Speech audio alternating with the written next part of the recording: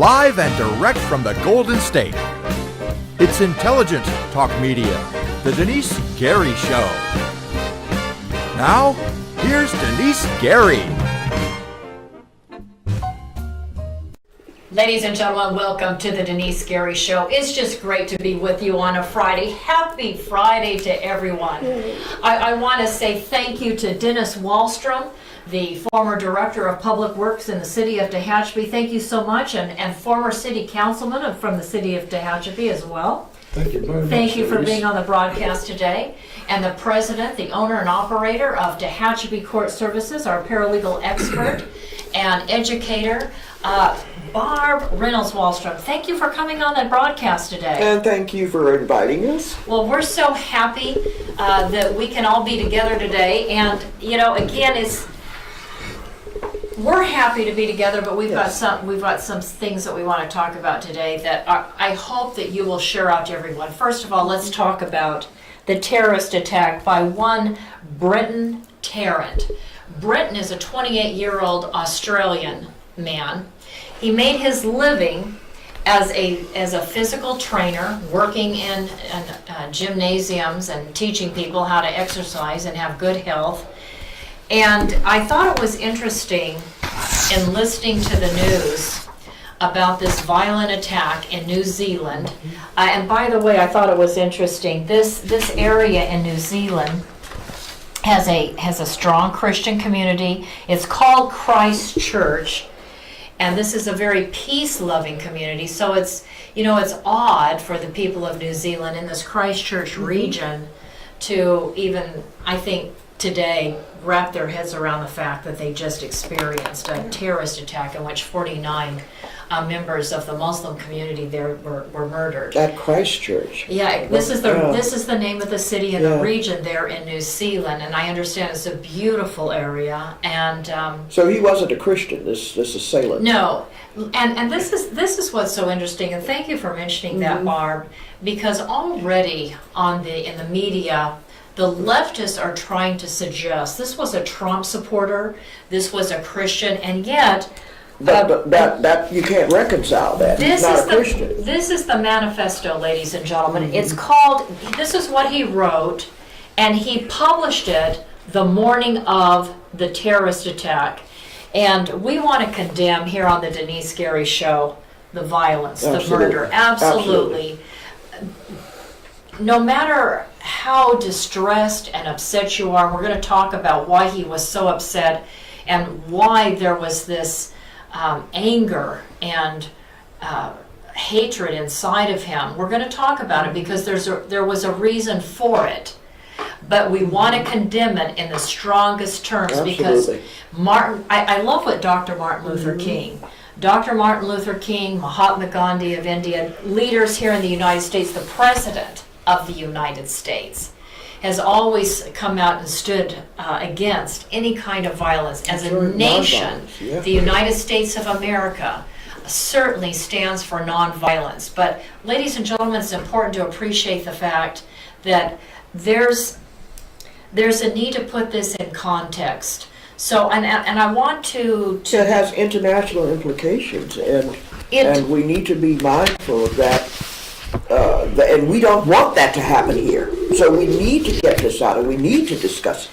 I wanted to, we absolutely do, because the United States, despite the fact that jihadists, Islamists have declared war on the United States, and this has been going on for many, many years, and despite the fact that jihadists have declared war against the nations of Europe because of their Christian roots, does not mean in any way, shape, or form that we want to support or be involved in any kind of bigotry or racism against Muslim people, because there are peace-loving Muslim individuals. But we do need to appreciate the fact that there is an understanding in Islamist circles here in the United States and around the globe that they are fighting a jihad.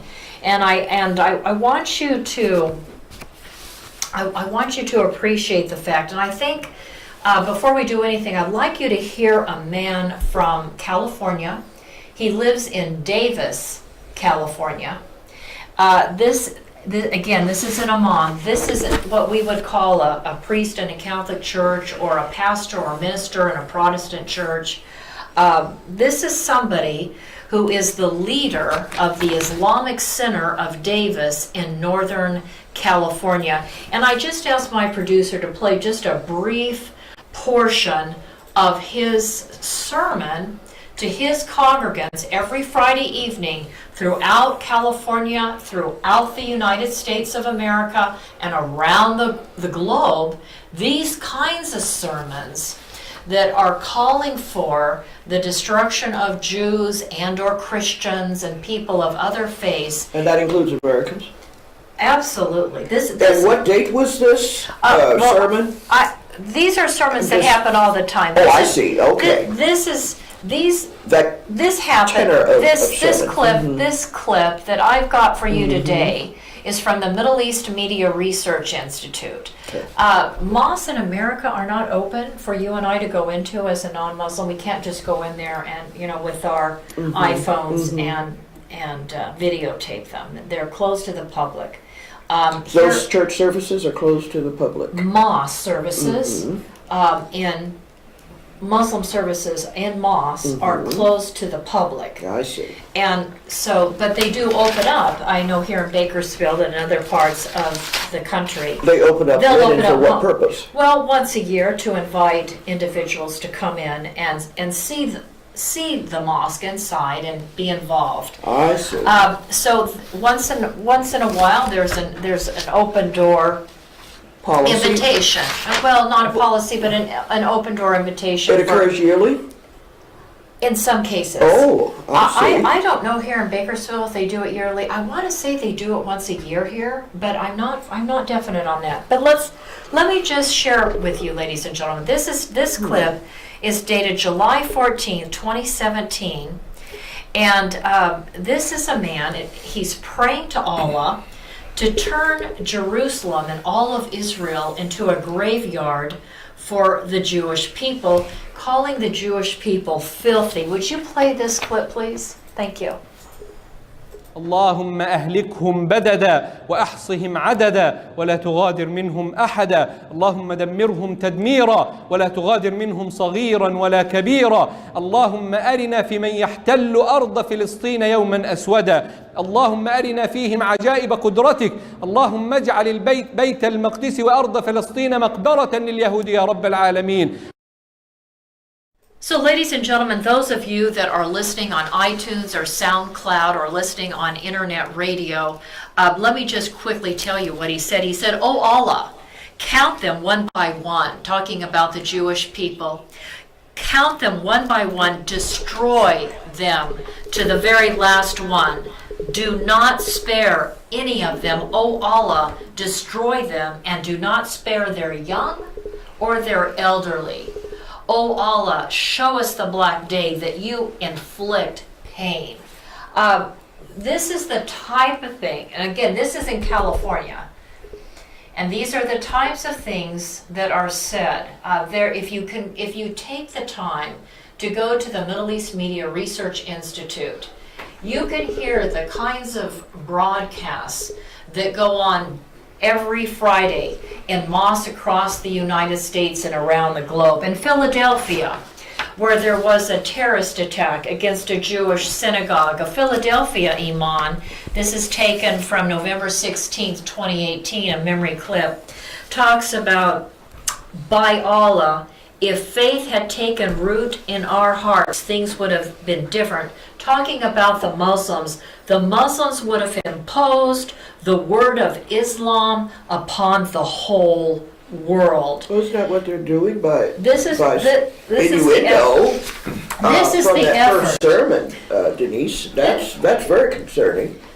And the fact, overlay that with the fact that you have no public access to any of these kinds of sermons, and I could appreciate why. That's disturbing. And of course, the implication is that if there is public access for some type of mosque Islamic centers, center access on a yearly basis, they have the time to clean up their act and then invite you in, and you think this is some wonderful, peaceful environment that you are entering. But I can Well, in a public event, they're not going to say this. Well, of course they're not going to say that in a public event. And the fact that they would make these types of overtures to violence within their private forum is deeply concerning, and it appears as though this is standard operating procedure. That's disturbing. It is, and I want you to hear what really deeply disturbs me, and I want to get both of you to comment on this. The leader of the Nahad Awad, the leader of CARE, the Council on American Islamic Relations here in the United States, he is the director. And I wanted you to hear him condemn. He, in effect, we don't have time to play the whole clip, but he's condemning the President of the United States, and he suggests, and I hope we have that part of the clip, where he's suggesting, and he says to the President, that it is his fault that there was this terrorist attack inside Christ Church in New Zealand. And it's the President's fault. It's the President's fault. So I'm going to give you an opportunity to listen and respond to this. Mm-hmm. Now, again, this is the National Director of the Council on American Islamic Relations. His name is Nahad Awad. The FBI has him on record as standing with the Islamic Resistance Movement, Hamas, which just fired rockets into the nation of Israel yesterday and is involved in building tunnels and has known terrorists working non-stop in the Gaza Strip that build these terror tunnels, come up through the tunnels, go into the homes of Israeli civilians and slit their throats. Now you say, well, that's Israel and that's Hamas and the Gaza Strip, and that has absolutely nothing to do with us here in Kern County or California or the United States. Well, this is why it does. Because we have Hamas cells here in California. We have ISIS cells and Al-Qaeda cells and Hezbollah cells here in California. And Hamas, the Islamic Resistance Movement, doesn't just call for the destruction of the state of Israel. This Nahad Awad is standing with an organization that has called for the utter destruction of the United States of America. Well, that's what Omar Ahmad, who is the CARE founder, says here, and it's quoted, he is quoted as saying, Islam isn't in America to be equal to any other faith, but to become dominant. The Quran, the Muslim book of scripture, should be the highest authority in America, and Islam the only accepted religion on earth. I think that is bold and outrageous. That doesn't bode well for peaceful coexistence with anyone, and that's particularly disturbing when they have their mosque and their headquarters and organizations here in America. As a matter of fact, they have one in Ventura, California. They're up there. They're in California, up and down the state, and across the country. So this is the issue. When you hear people saying, "Well, we need to strongly condemn it," and somehow the president is responsible for white supremacy or white nationalism, it's really important for you to come back and say that, you know, the President of the United States strongly condemns this. And of course, in a tweet, let me just read the President's tweet today. He said, "My warmest sympathy and best wishes goes out to the people of New Zealand after the horrible massacre in the mosque. 49 innocent people have so senselessly died, with so many more seriously injured. And the U.S., President writes, the U.S. stands by New Zealand for anything we can do. God bless all." And here is the leader of CARE, and let's listen to what he has to say. Thank you for playing that. And we tell our community, do not be afraid. and do not abandon your mosques. Not today, not ever. They want you to be afraid. You should not be afraid. You should be protected. You have religious freedom protected by the United States Constitution. And we have full confidence in local and federal authorities to provide the necessary security and assurance for our communities to go in mosques, to mosques, and not to be afraid, not to be concerned about their safety. During your presidency and during your election campaign, Islamophobia took a sharp rise, and attacks on innocent Muslims, innocent immigrants, and mosques have skyrocketed.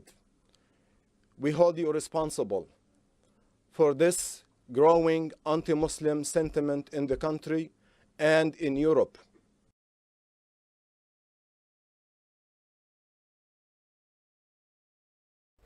So, ladies and gentlemen, you heard Nahad Awad. And I think it's really important I hope you heard that his words, quote, he holds the president, quote unquote, responsible. That doesn't make sense. What's his rationale for that? Well, because he points to the president when he was running for office, and the president was concerned about Muslims coming from Islamic countries in which there is an attitude that is anti-Western, anti-Christian, anti-Jewish. And if you recall, ladies and gentlemen, the president, and I really believe this with my whole heart, the president wasn't talking about having a temporary ban on Muslims coming into the country because out of a place of racism or bigotry. You have to understand the United States of America, when the president entered into office, you know, he knew and he understood we have American troops that are fighting in over 70 countries around the globe. We have special operators from the branches of the United States military that are involved in counter-terrorism,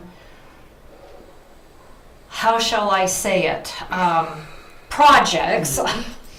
And because of the intelligence and because of those operations around the globe, we're very keen and we're very much aware of the fact that there are terrorists inside the country, there are terrorist cells in the country and outside of the country that mean to do harm to the United States. And the president was simply trying to say, and not trying to say, he said it, and he said it very well, he said it better than I'm saying it today, that he wanted to vet. You recall that? Do you recall that, Denice and Barb? He wants to vet. He wanted to vet. That's rational. Every single Muslim that came into the country just to make sure that they didn't have any tie or affiliation with an organization in the Middle East, of which there are upwards of dozens of terror entities in the Middle East, just to know that people here in America would be safe. Yes. You recall all That's that, very didn't right. And there's another thing that I also have seen lately. We are getting immigrants confused with insurgents. Right. And I'm not going to say they're one and the same, because they're not. No. However, there's a certain percentage of each brand that comes in, and what kind of a fool would close your eyes And not recognize that. Absolutely. Well, we just talked the other day on Wednesday when you were here. There are criminal illegal immigrants coming into the country. There are innocent That's right. immigrants. Of course, they're breaking the law. But how do you discern the difference unless you vet?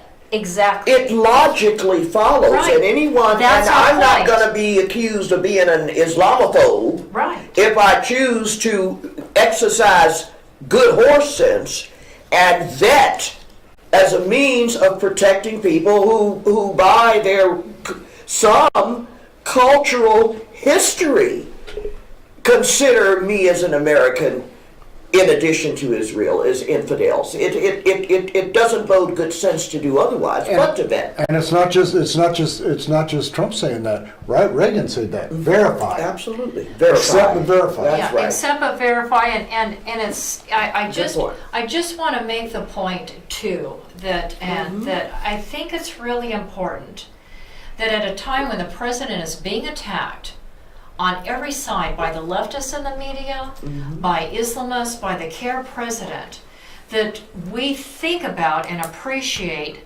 that this president has only talked about vetting. He hasn't talked about ending legal immigration into the United States of America, in which over 1 million people come into the country legally every year. Just this year. Well, what? Just this year. What do you mean just this year? Came across the border. No, well, we have every year, almost over 1 million come here illegally, but Congress has set the quota for immigrants coming from other foreign countries. They've set it at about 1 million. It's under 1 million, but by the time, people get their family members over here. And if you listen to what Omar said in her interview. Representative Omar, Yeah. Is that, the interviewer asked her, what's the number, of people that should come into Minnesota? And she said, well, I don't know what the number is, but you have to look at the concentration of them in the world. So that's an infinite number, it could be. It absolutely. So we only have so many resources right. to And so these are the handle. people that are Exactly. coming in now, these are the people that are pushing, or they're pushing hard. It's truly important, ladies and gentlemen, that I think we fight back, and I think it's up to us. I think it's up to conservatives. I think it's up to right. Who else is going to do it? It's up to Republicans and conservatives, independent-minded people that are thinking, rational, reasonable people, to say we can't condemn the President of the United States. And this is what Nahada Watt is trying to do. This is what you're going to hear going forward all weekend, all next week, and the week after, and the week after, and we have to stand against it, because there is absolutely nothing wrong with the President of the United States of America wanting to vet people coming into the country. And I want you to play the very end of what the President said at the State of the Union message, because his comments at the 2019 State of the Union message this year are reflective of the comments he makes every time he gives a speech, talking about the unity of the American people, talking about we as one people, one nation under God, indivisible. Do you have that ready? Can we go to that? Thank you.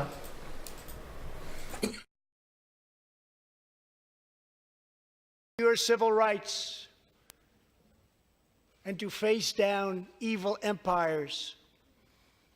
Here tonight, we have legislators from across this magnificent republic.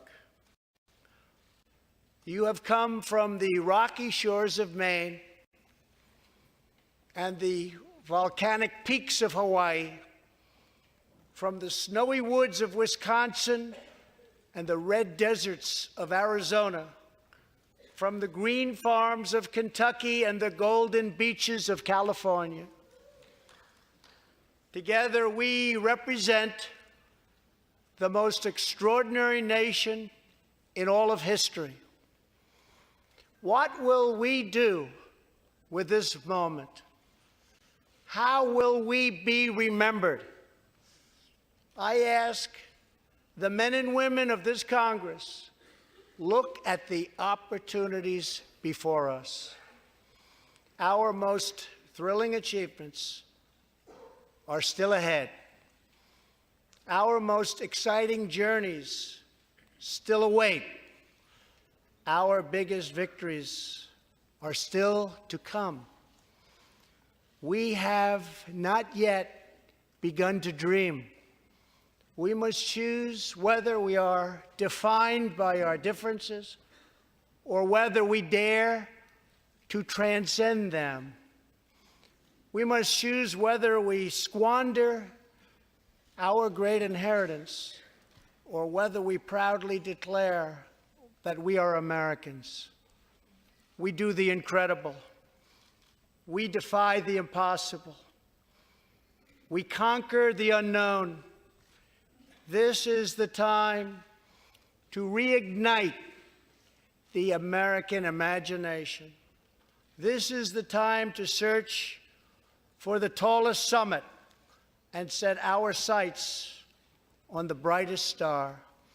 This is the time to rekindle the bonds of love and loyalty and memory that link us together as citizens, as neighbors, as patriots. This is our future, our fate, and our choice to make. I am asking you to choose greatness. The president made clear there, we're not to be defined by our differences. I hope that you'll take that and share this out with people everywhere. We are not to be defined by our differences, the president points out. We should not be playing the identity card as every Democratic hopeful running for president in 2020 is seeking to do. Play the race card. He talks about the bonds of love, not defined by our differences, but embracing the bonds of love that link us together as one nation under God. Ladies and gentlemen, you're listening to the Denise Gary Show. We'll be right back after break.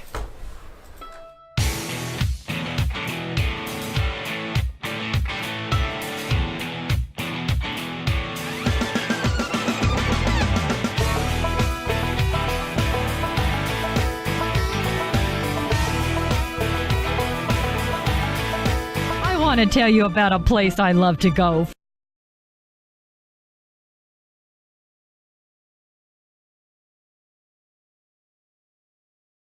Ladies and gentlemen, when it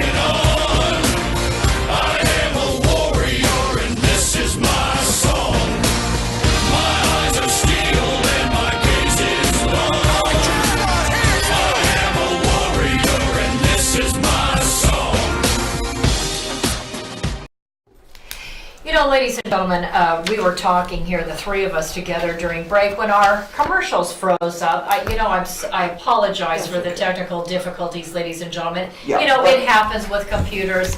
But let me say this, and I know Barb wants to jump in and say something too. This president signed the Hatch bill. I don't know if you remember that last year, in 2018.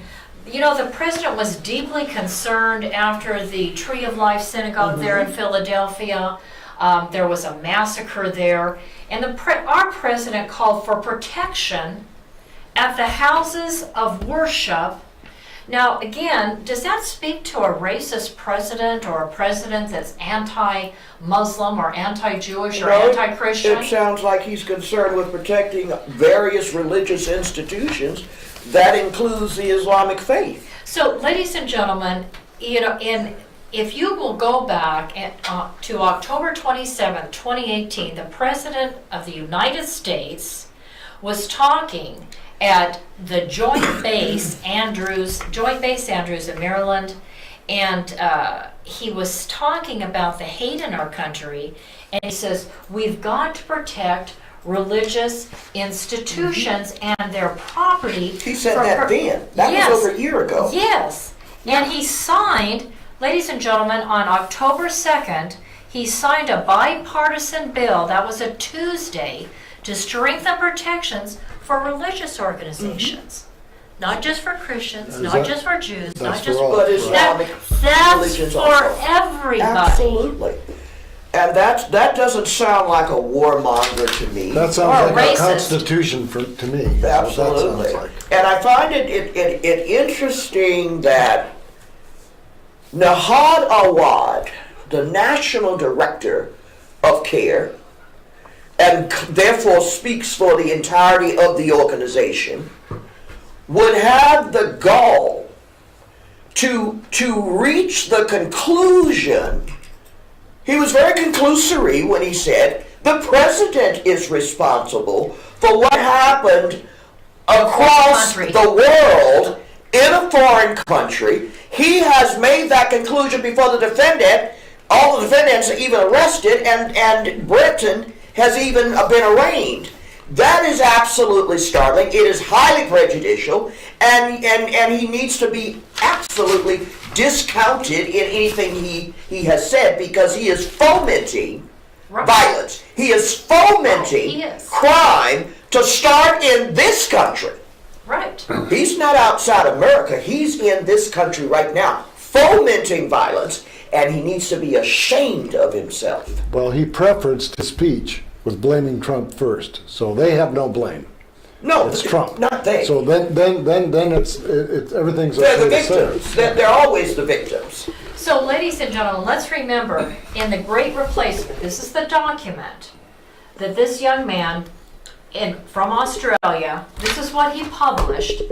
But let's talk about, he said that he was really upset with these Muslim immigrants. So, for example, the Gatestone Institute back in June of 2018 talked about a month of multiculturalism in France. This is a think tank, and I read through this article last year. And one of the things it talks about is the destruction of churches and incidents of attacks on Christians in France. France, the number of anti-Semitic attacks has skyrocketed. One of the things this guy talks about, Nahadawad. He talks about Muslim attacks in the United States. Do you know anti-Jewish attacks on Jewish people is almost to 1,000 here in the United States from the 2017, 2018. The Muslim attacks register at 273. But attacks against Jews are over 938. 938? And they're under attack now. Compared, right. Yeah. This As is we this is speak, an old stat. they're being bombed. This is an old stat. Yeah, that's an old stat, yeah. The anti-Muslim attacks, 273. And of course under that are attacks against Catholics and Protestants. But could we put it in perspective? Put it into context. Yeah, the attacks against Jews are far higher in the United States and across Europe. Let me tell you something. This man writes in his manifesto, he talks about the fact that Sweden is now the rape capital of the Western world. That since Islamic or Muslim immigrants moved into Western Europe, that countries, places like Germany and France and Sweden, the number of rapes have just escalated. The number and the quantitative and qualitative amount of crimes has increased significantly. And what in these crime countries. occurred that precipitated that conclusion by him? Didn't he have a friend or something that was... Well, there was a woman. There was a case of a woman that was deaf, and she didn't hear a group of Muslim young men approaching her. And because she didn't hear them, she didn't know to run. Jesus. And she was, walking in public in broad daylight, but she was raped and beaten to death. And nobody came to her defense. And they were identified as Muslims. Right. The problem that the Europeans are having today is the police and the governments do not want to escalate problems between the non-Muslim or Christian and Jewish population and the Muslim population. So there are these no-go zones, and there are these areas where you have to know you can't go into those areas. And she had gone into it unwittingly? No, but I'm making a point. I see. There's these no-go zones, but then in addition to that, just on public streets, what's happening is if you're a woman, maybe you're wearing a skirt above the knee, a blouse, and you're not covered up. The problem is there are attacks against Western women, Jews, Christian, even non-religious people there in Europe, by Muslims who feel like they are dressing indecently. And the they poli- apply their Sharia law and right, Sharia in law Europe, concept and thinking in Europe, process. right, in Europe. Physically. And it's really a growing problem. The Islamization, as books have now been written about it, are deeply concerned about this because How do the they become police- so emboldened? That's what is astounding to me. Well- Ask the other question. The other side of the equation is they've always been emboldened. They're an aggressive culture. They always have been. Well, Just still as so, we were yeah. back hundreds of years ago. However, why is it that they can stay emboldened and we can just keep backing down? And the no-go zones, how'd that work out for us?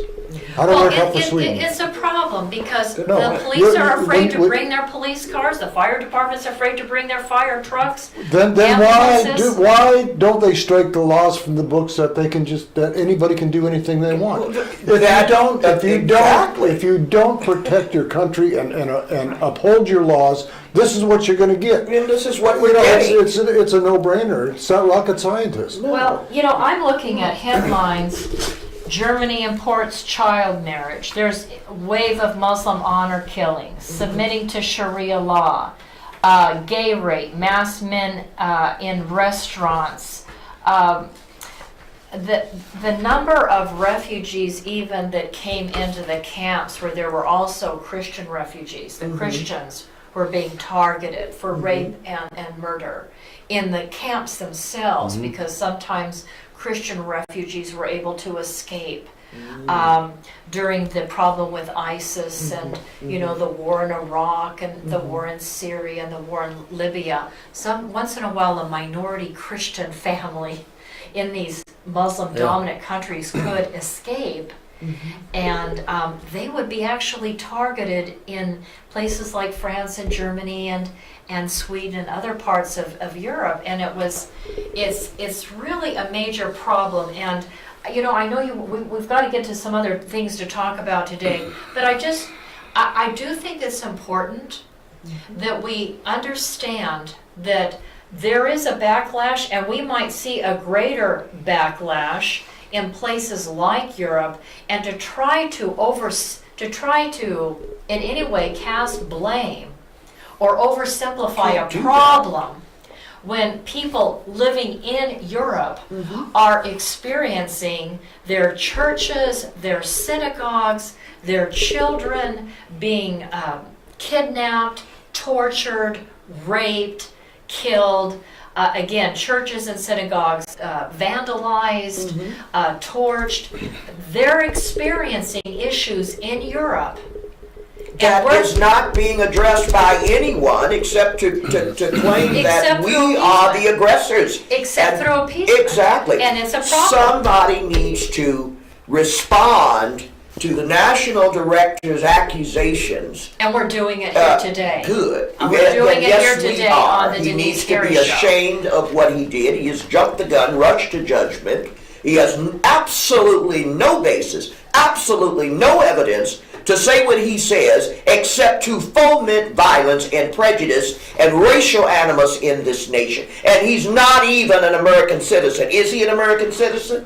I didn't research He that. needs to leave. I don't know. I imagine he probably is a naturalized citizen. But is- I don't know. I don't know He's that. horrible. I don't He's know that. absolutely horrible, But- and it sounds like to me he thinks he is the president of America. And the last time I've checked, President Trump was. We do know that he has ties to the Islamic Association for Palestine. It's a group that has supported terrorist groups in the Middle East. And we know he has ties to Hamas. Hamas, Well, the which is FBI. the terrorist arm of the Palestinians there in that side of the country. We know that. So he does not bode well to come to some type of help, to come to some type of reconciliation here in America, as Americans are looking to this horrible incident that occurred in New Zealand. It is not the time to foment violence in America. We know that he's taken a stand against the Department of Justice as well. Back in 2002, directly after 9/11, he responded to the Department of Justice initiative to fingerprint and photograph 100,000 foreign nationals who had entered the United States of America in an effort to try to weed through those that had ties to terrorist organizations immediately following the 9/11 attacks. And of course he fought against that, and really has stood against law enforcement efforts, FBI efforts, efforts by the Department of Justice to try to uncover, unmask suspected terrorists who have come into the country with these refugee groups over several years. And it's a concern, and we need to wake up and we need to face it. Ladies and gentlemen, we've got to go to another break. Thank you so much for listening to the Denice Scary Show. Barb, when we get back from break, are you going to talk about that Well, we have scandal to. with the universities? Yeah, absolutely. We want to touch on that today before we close the broadcast. Okay. Ladies and gentlemen, we'll be right back. Stay tuned.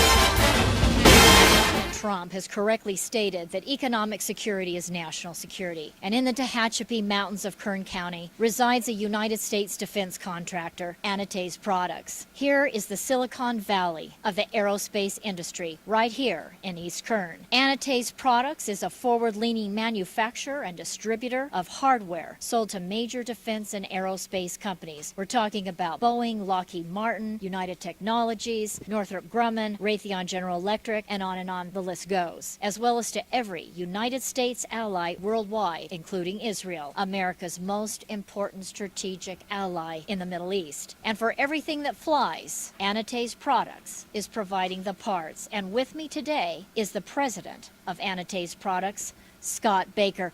Hi, Scott. How you doing? Scott, tell us why you believe this corner of Kern County is the hub of the aerospace industry. Well, this portion of Southern California here out in the Antelope Valley, it contains, some of the most cutting-edge technology going on in aviation today. We have some of the UCAS programs with unmanned technologies going on. We have Edwards Air Force Base out here who's doing continual testing in their area. We have the Naval Weapons Station up there at China Lake doing some fantastic cutting-edge stuff, cruise missile technology, and those things are going on. We have Scale Composites locally doing a lot of composite technology, which is new. We have SpaceX, which is a private one, putting a private entity putting things into space now.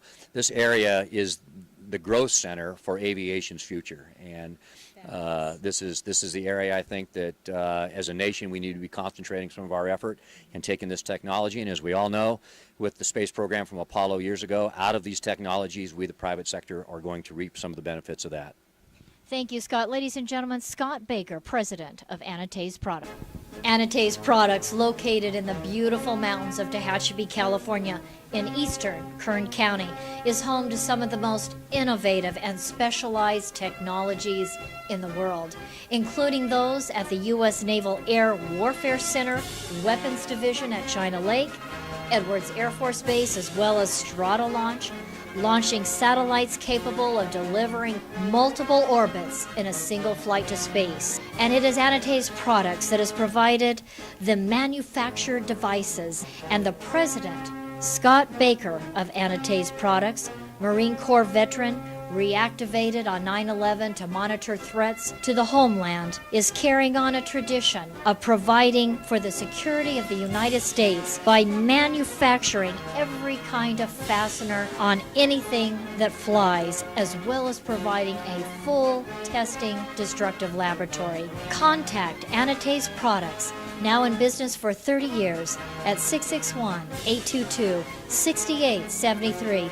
Located at 1314 Goodrich Drive in Tehachapi for your manufacturing and testing needs today.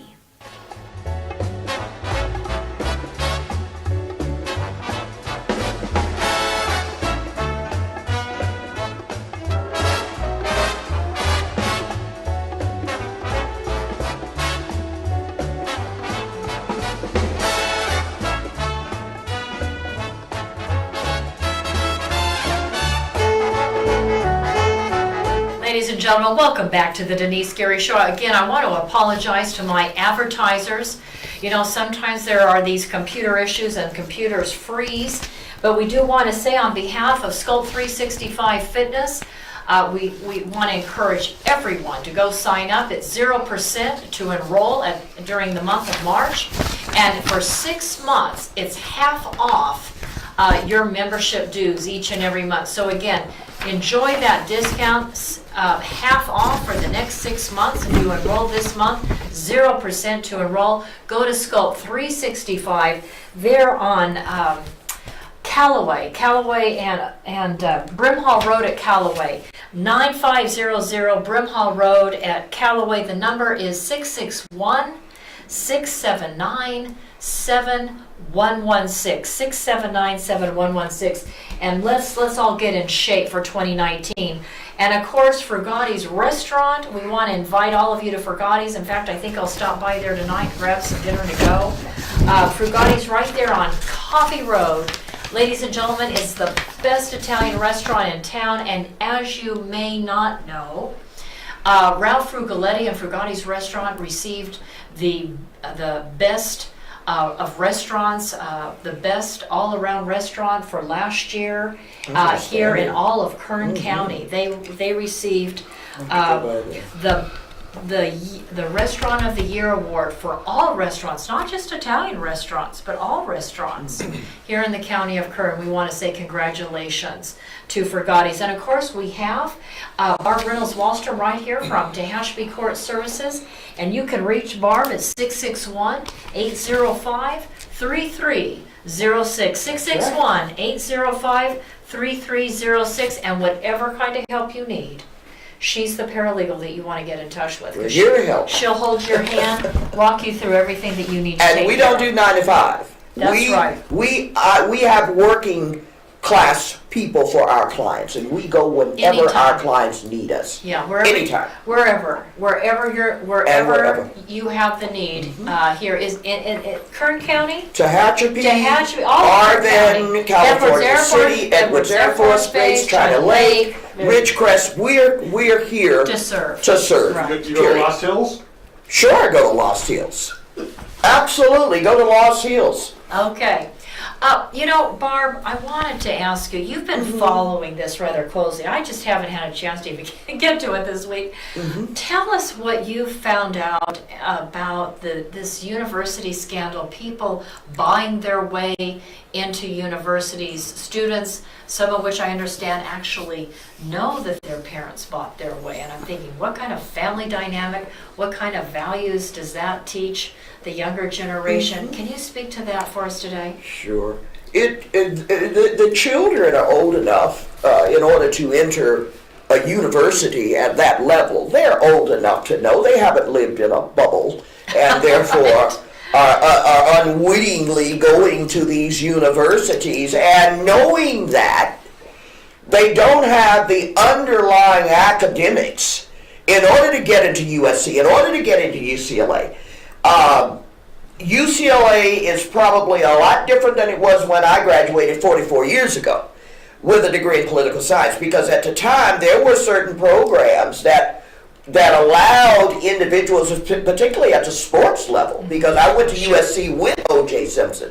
So there were some programs that were allowed to give certain persons that were of tremendous value to those universities. But in my instance, not only did I not get a pass, I knew that if there were programs that allowed minorities in, I was still the wrong color. So I knew from a very early age that I had to get the credentials in the National Honor Society, National Merit Scholarships.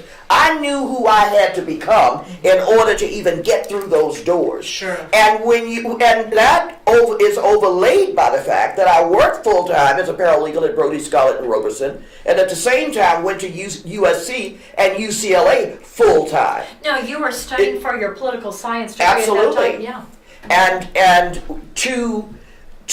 to appreciate that there are certain individuals, particularly in the sports arena, who can add more value to the school and to what the prospects of what the school wants to do in building itself and building other institutions.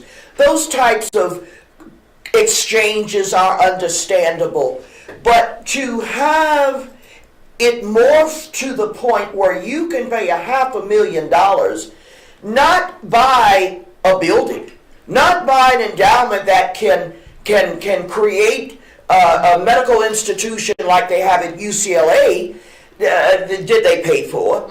This is going to people to further a scam, to create these tentacles where individual professors, coaches can create a fraudulent condition that will allow these students into the schools, and some are even admitted on athletic scholarships.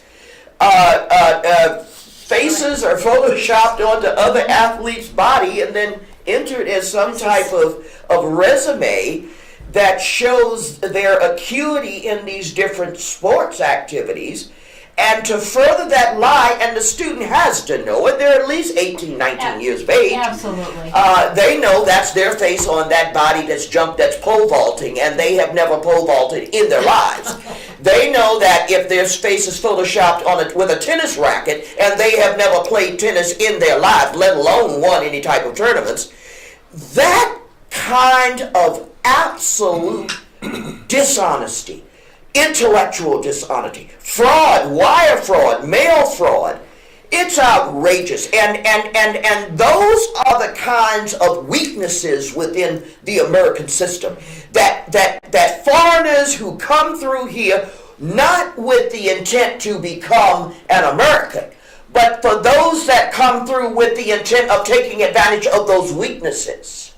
You let it happen, and you ought to be ashamed of yourself. And do I think they should go to jail? The tortfeasors that did this, absolutely criminals. What about the parents? The parents are the criminals. Yes, they should go to jail. They're talking about people that are involved and associated with the university. They should go as well. Yeah. Oh, absolutely, they should go as well. I understand the children. That's a conspiracy. Yeah, I wonder if the children, where they're going to come down on that. What do you think, Denice? Well, you hear the quote, we just wanted the college experience, we wanted to party, we wanted to have a good time. And we didn't like really school. care about school.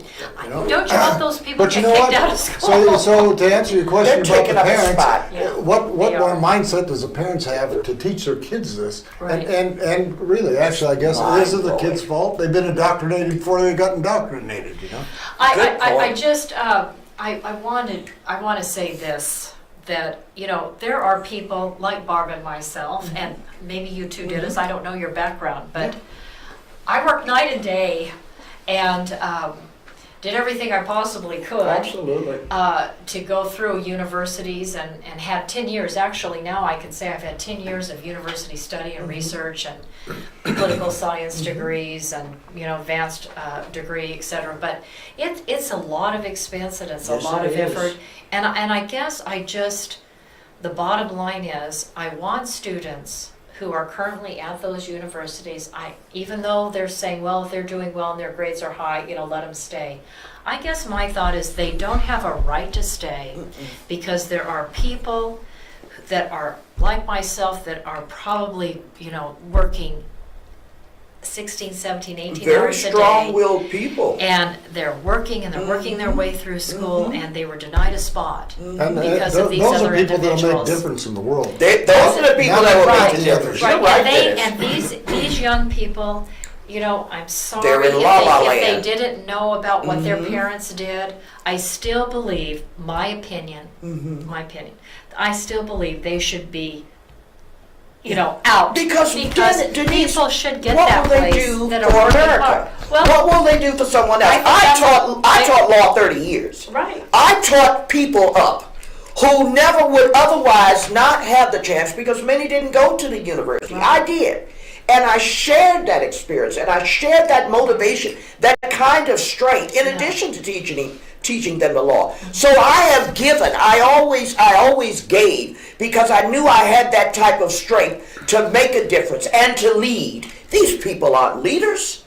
They're in it for themselves. They're self-serving, and it makes me sick what they have done. And God forbid the children and their children's children, how are they leading anybody forward? How are they leading a community forward, a city forward? This is part of, I think, A town forward? A state forward? The nation, you think, maybe? No, they won't do it. And there are seeds of destruction in this country that know they won't do it. And that's why they continue to foment it. And they water down our academic performance, as a country. Absolutely. They do. Ladies and gentlemen, we've got to wrap things up for today. I just wanted to mention, with regards to the rockets, the missiles that were fired into Israel over the last 48 hours, I want to say that the Denice Geary Show stands opposed to the United Nations resolutions that have been passed that are anti-Israel.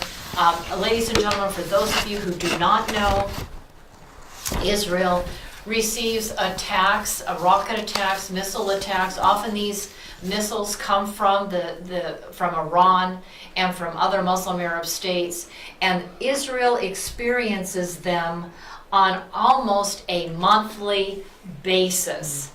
And so I think it's really important for the United States of America, and I appreciate the fact that Secretary of State Mike Pompeo came out today and said that the U.S. is supporting Israel. I don't know if they're asking Israel to show restraint, but that's what Israel has done, once again, is show restraint so that the mainstream media and people on the left aren't going to show images of dead children there in the Gaza Strip. But you need to know, people, before we end this show today, that children are used as human shields. They're used as props. They're literally put in front of rocket launchers.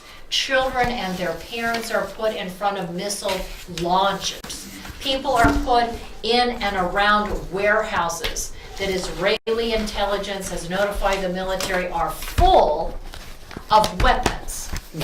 So when Israel strikes at a weapons depot where there's a cache of weapons, or at a missile launcher, and there are innocent people, and maybe not so innocent, because remember, the people in the Gaza Strip, by and large, support Hamas.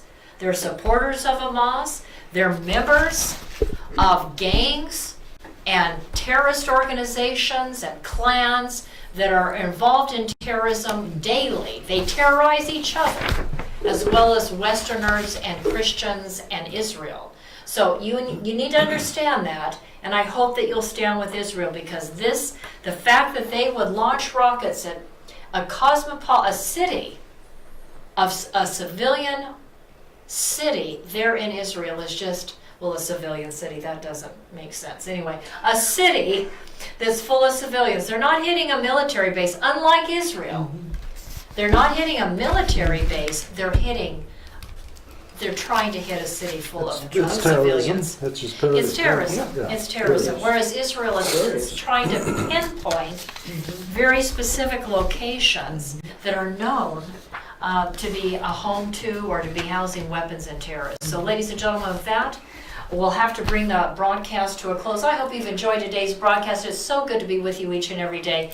Thank you so much for listening, and share this broadcast out. People across the state and across the nation need to know this information. And thank you, Dennis. Thank you, Barb, so much for coming on the broadcast today. We really Thanks for having us, appreciate it. ladies. Thank you. Thank you so much. Have a wonderful weekend. We'll be back with you on Monday.